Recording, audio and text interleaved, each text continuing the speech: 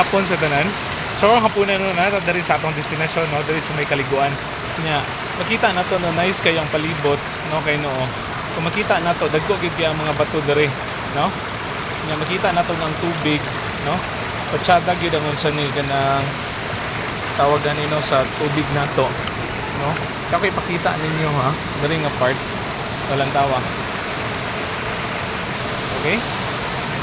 So kung makita nato no kanang diri nga part kuan gyud kanang nay siya kaliguan, no? Safe lang pud siya kay dili magud inana. Safe siya sa mga bata no kay dili inana kakuan kanang kalalom tungod sa mga bato no nga daghan gyud no ubay-ubay gyud.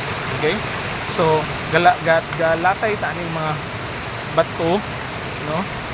And then makita nato no dagko gid kay ang mga bato diri nga part. So inana.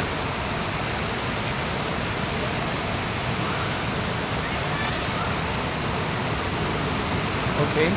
So lantawan niyo no diri nga part, no? Kusog ang tubig diri, no? Diri nga part. Okay? So then makita nato no nay mga dagko gid no nga mga bato diri sa tunga-tunga no sa may kuan no kung lantaw nato tanawa ha. Ako ipakita, no? Ako ipakita ang sa unahan no. Kung makita nato dagko gid kay ang mga bato. So ana. Okay?